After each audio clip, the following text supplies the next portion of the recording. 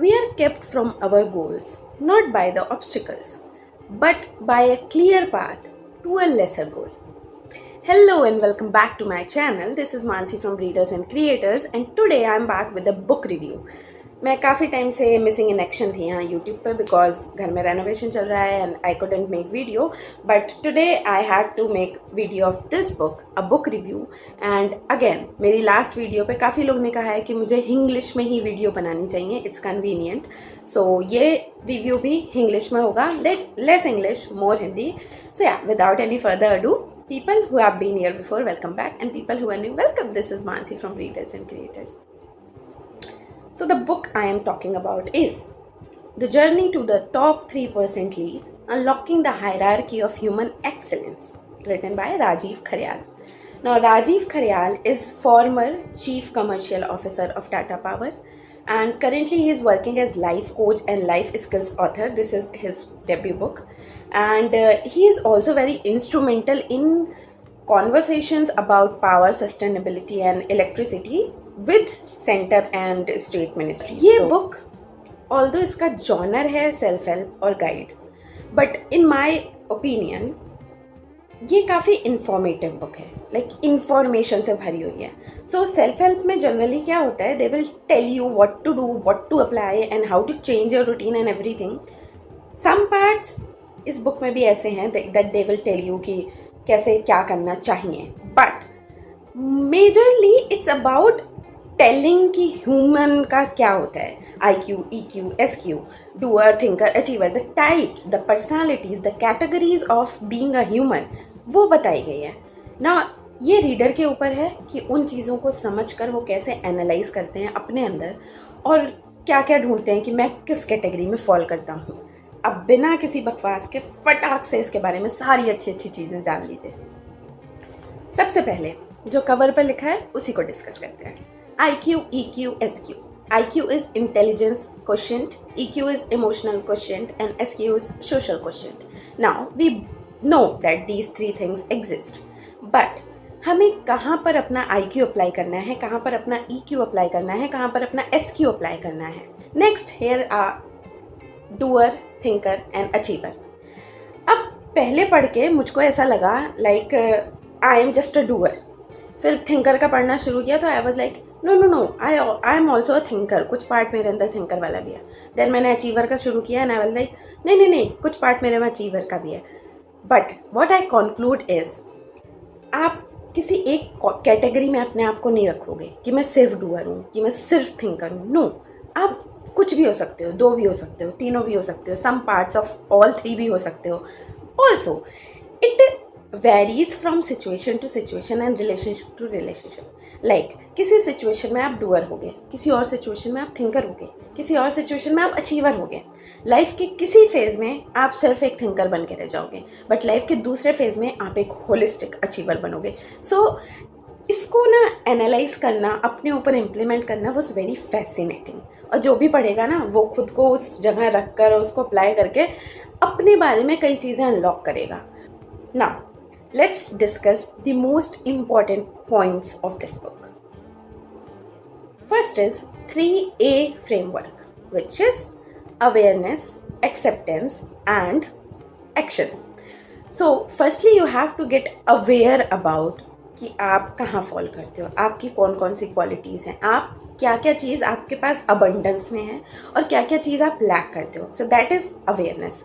Then accept करो, forgive and forget and just accept कि आप इस तरह के ही हो, आपको ज़रूरी नहीं है किसी और की तरह बनना. This is you, this is your true self. Accept that and then take action. whether you can improve it, whether you can replace it, whether you can put it in the best use in some other category. Awareness, acceptance, action. Second is 3E framework. E, that is experience, express and evolve. तो वो mummy लोग का ना पेट dialogue है, ये बाल धूप में नहीं सफ़ेद हुए हैं. वो तो मेरे भी गए हैं खैर, बट उनका ये कहने का मतलब है that she has a lot more experience than me. तो वो चीज़ों का जिस तरह समझती हैं, जिस तरह देखती हैं, मैं उस तरह नहीं देख सकती. Okay, that is what experience is. आपने कौन सी सिचुएशन को कैसे फेस किया है वो सिर्फ आप बताओगे. That is your experience. No one will no one else will tell you कि इस सिचुएशन में इतना क्या करना था, लाइक समझ रहे हो ना, that is experience, that's your own personal thing. Second is express, how you express your self, to get the hold of कहाँ पर कैसे बोलना है, अपने एंगर को कैसे कंट्रोल करना है, हर्ट नहीं करना है. So that is having the hold on your expressions, and वो आता है एक्सपीरियंस के साथ. इसीलिए पहले एक्सपीरियंस है, फिर एक्सप्रेस है, एंड थर्ड इज इवॉल्व. जब आप इस दोनों पे होल्ड कर लोगे तो आप इवॉल्व करोगे. Got it?